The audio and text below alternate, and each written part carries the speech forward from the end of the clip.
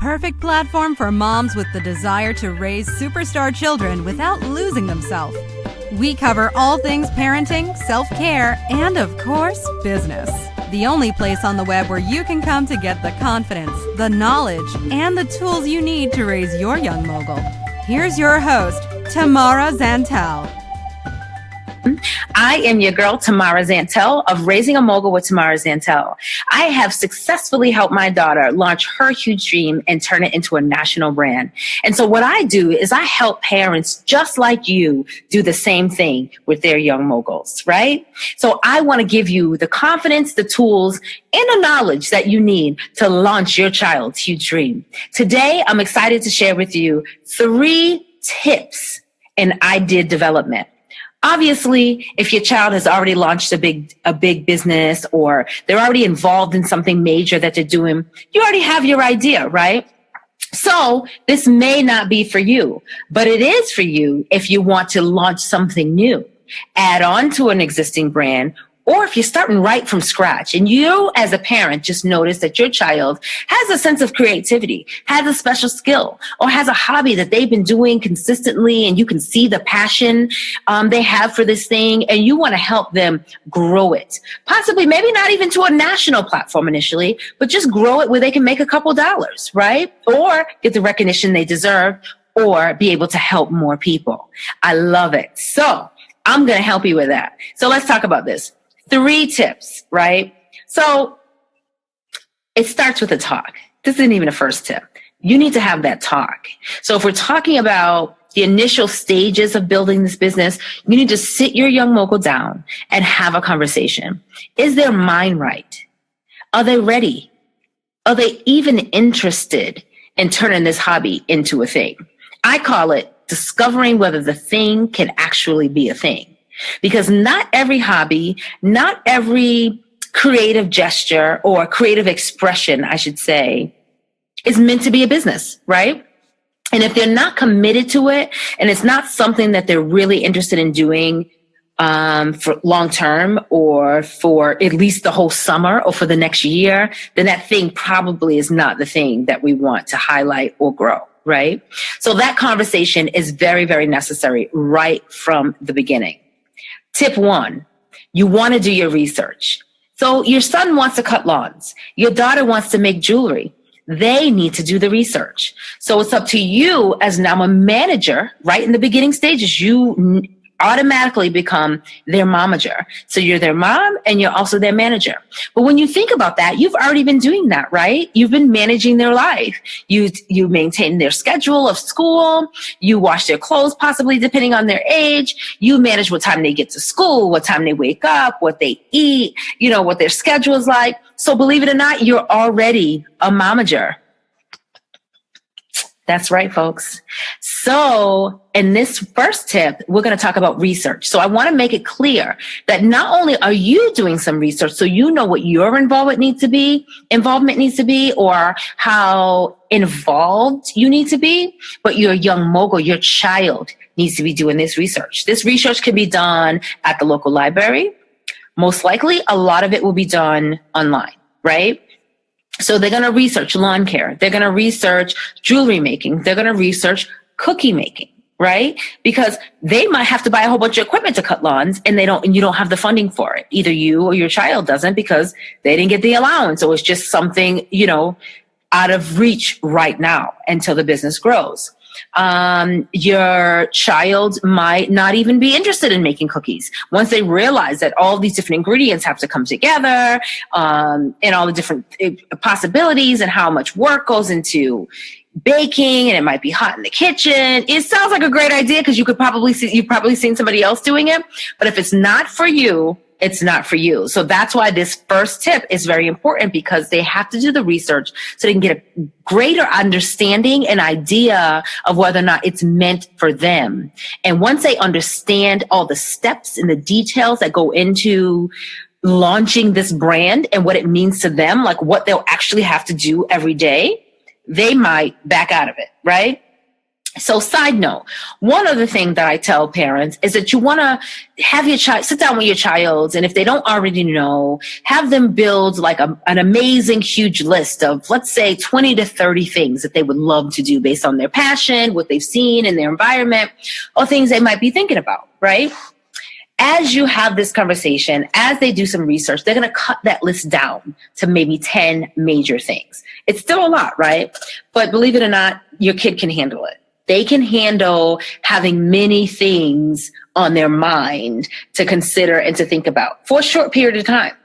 So we're going to take those 10 things. We're going to research. We're going to do some more digging. We're going to see who else. This is going on to step 2, find somebody in that industry that is doing what they want to do and doing it well, right?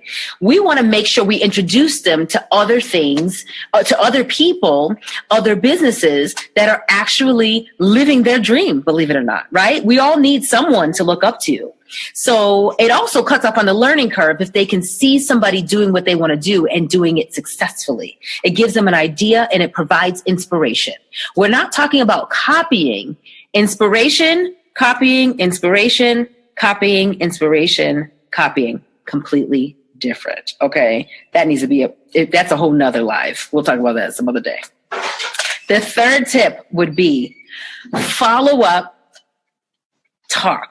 Right? So we're going to follow up and talk to them on what they discovered in their research, right? What is this person that is doing or acting on their huge dream or their idea? Anything on the list of 10, we should have narrowed it down by now. What are they doing well? What would they do different? Help them discover their niche. Also, niche, depends on who you're talking to, right? The point is, what will make them unique at lawn care? What will make them unique at cookie making? What will make her unique at painting, beautiful paintings? What is it that your child has and will bring to the table that they are passionate about that is going to make this business that they're considering launching stand out? All things are very important. So that brings us back to that last conversation, that follow-up conversation. In addition to, you need to discuss the time commitment. Once you discover that this is what they want to do they have enough time to really, really mow lawns every day? Perhaps not. Do they have the physical capabilities? Do they have the interest in being outside every day in the summer, the hot sun with mosquitoes? Those are real life considerations, right? So that's the conversation. So, because a lot of times kids are creative and they have this gusto and the energy and they want to do all these amazing things, but it's up to us at times to provide the reason and to kind of challenge their status quo or their thought process so that we can inspire them to I want to say, think larger, think bigger, and to overcome these obstacles early on, right?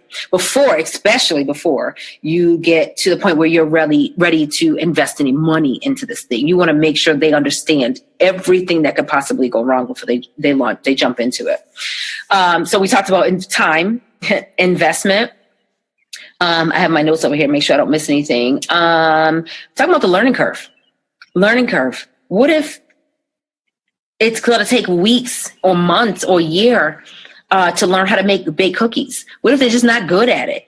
So there's a learning curve. So that needs to be considered. So you really want to go with something that they're already passionate about and already have a proven, if you will, talent in.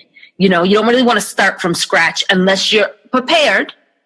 That comes back to the original talk with your young mogul to start a new venture, right? And learn something new as they go. Once again, that comes back to doing more research. Lastly, with that follow-up talk, we need to discuss commitment.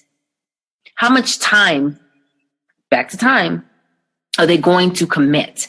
Not only the time, but the struggle, the blood, the sweat, the tears, the energy, the waking up early, the sacrificing, the commitment that it takes to build a business.